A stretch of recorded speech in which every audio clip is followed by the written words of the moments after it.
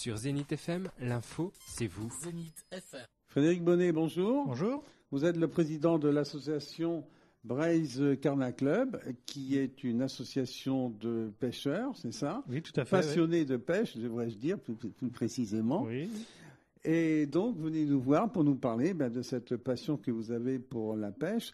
Alors, cette association de pêche est un petit peu particulière, parce que vous pratiquez, vous, la pêche sportive. Alors, expliquez-nous ça. Oui, donc bonjour. Bonjour aux auditeurs. Donc effectivement, un des buts de l'association est d'encourager à faire la promotion de la pêche sportive. Donc elle est différente de la pêche qu'on appelle traditionnelle, un peu la petite pêche à papa, où on a tendance toujours à attendre le poisson assis tranquillement au bord de l'eau. Nous, la pêche sportive, donc c'est une pêche de recherche, de traque. C'est le pêcheur qui se déplace à la recherche du poisson. De plus, elle est sportive sur un autre point, car elle encourage la remise à l'eau du poisson. On est loin, on a quitté un peu le domaine de la pêche alimentaire où on prenait le poisson pour le manger. Là, vu l'état de la ressource, on préfère donc faire une pêche plaisir. Voilà. Alors, je suppose que pour pratiquer la pêche sportive, il faut se former un petit peu quand même. Ça peut se découvrir comme ça naturellement, mais mieux utiliser les conseils des avertis.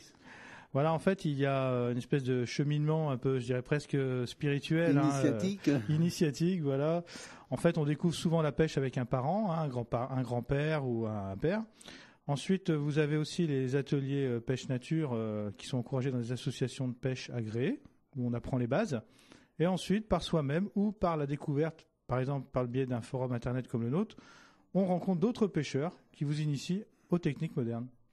Alors vous êtes un peu spécialisé dans votre association dans la pêche au carnassier. Alors ce qu'on appelle le carnassier, c'est le brochet, c'est le silure. Voilà, donc effectivement on a la chance quand même d'avoir un panel assez large d'espèces. Donc vous avez le sandre qui est très réputé pour sa pêche, souvent difficile même d'ailleurs, le brochet, le silure et ainsi que la perche, d'autres salmonidés comme les truites. Alors qu'est-ce qui caractérise la pêche au carnassier par rapport à une pêche plus ordinaire ? Alors la pêche ordinaire est assez attentiste en général, tandis que la pêche au carnassier permet vraiment un développement de méthodes et de techniques modernes, notamment parce que la pratique que nous encourageons, la pratique de leurres artificielles, donc ou de faux poissons en plastique ou en métal, et c'est une pêche assez technique, mais qui est très ludique. Voilà. Est-ce que vous dites que ce n'est pas une pêche attentive, il s'agit de se déplacer, de se bagarrer un petit peu, entre guillemets, avec le poisson? Oui, effectivement, là, on voit apparaître de plus en plus du matériel de très bon niveau qui vous permet, en fait, juste avec une simple canne et une petite boîte, avec quelques leurres, de partir, par exemple, pour une session de la durée que vous voulez. C'est-à-dire qu'une pêche classique, vous devrez amener tout votre barda avec toutes vos cannes dans la voiture. Tandis que là, vous partez avec votre petit sac à dos, ce qui permet aussi de pratiquer une pêche détente. C'est-à-dire que je connais des gens, par exemple, qui travaillent toute la journée, ils veulent aller au bord de l'eau pendant 1 heure ou 2 heures. Et rien que le fait d'être au bord de l'eau sans systématiquement prendre du poisson, déjà, ça détend. Voilà. Alors, la pêche, l'ouverture de la pêche à la truite, c'est le 10 mars prochain. Vous m'avez dit tout à l'heure que c'est au mois de mai que l'ouverture du carnassier est effective. Alors, il s'agit de se préparer, là, parce que c'est le moment. Bientôt, les beaux jours vont revenir. Donc, pour cela, vous organisez le 3 mars prochain une braderie un peu particulière et spécialisée dans le domaine de la pêche. Ce sera à Poligné.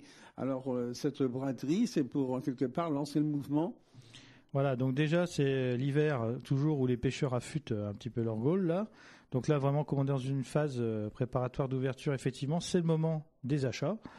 Donc c'est pour ça que nous, on veut encourager au maximum les braderies pêche. Pourquoi ? Parce que ça permet aux jeunes, par exemple, qui ont moins d'argent. Et puis en ce moment, même les gens actifs, en fait, on a tous moins en moins de budget, faut le dire, cette période de crise. Donc on encourage avec du matériel d'occasion, souvent en très bon état, de s'équiper à moindre frais. Ensuite, le but de la braderie, c'est aussi une promotion de la pêche. Donc il y aura de nombreux stands avec simulateurs de pêche, des jeux gratuits pour les enfants, puisque les enfants, c'est le futur de la pêche. Et il y aura de nombreux jeux dans la journée avec beaucoup de matériel à gagner. Alors rendez-vous le 3 mars à Poligné si vous êtes passionné de pêche pour cette grande braderie consacrée donc à la pêche en général. Alors est-ce que les jeunes s'intéressent toujours à la pêche, Frédéric ? Alors effectivement, il y a eu un petit désintéressement, mais là en ce moment on met quand même beaucoup le paquet les associations pour réintéresser les jeunes. Mais je peux vous confirmer qu'il y a vraiment des jeunes très fondus de pêche, très passionnés de pêche. Et est-ce que nos rivières, nos sources, notre réseau fluvial est toujours en état, entre guillemets, pour accueillir les pêcheurs? Alors en fait, donc on a pu remarquer, surtout en ce moment, il y a une prise de conscience quand même qui est faite sur l'état de certaines rivières due à l'exploitation agricole, entre guillemets, plus l'industrialisation surtout. On le voit surtout au niveau de Rennes, par exemple. Il y a eu quand même des gros cas de pollution, mais il y a un grand mouvement quand même qui est fait pour vraiment prendre conscience au niveau de l'environnement qu'il y a du travail à faire. Et on voit quand même quelques améliorations en ce moment, quoi.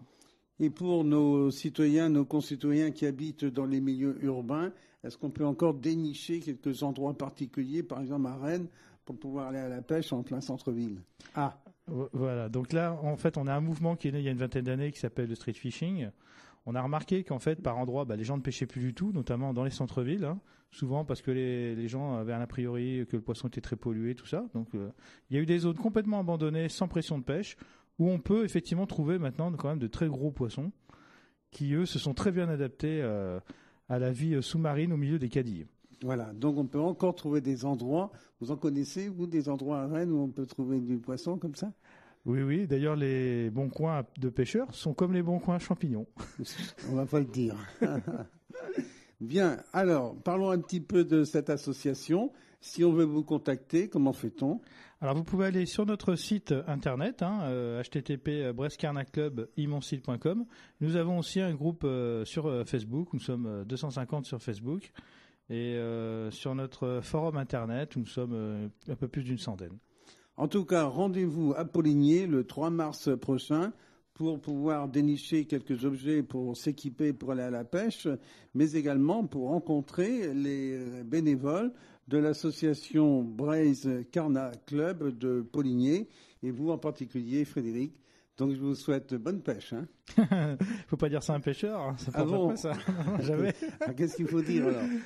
Bonne journée. Voilà, allez, à bientôt Frédéric. Merci. C'était une interview de Paul Roland. Zénith FM. Zénith FM.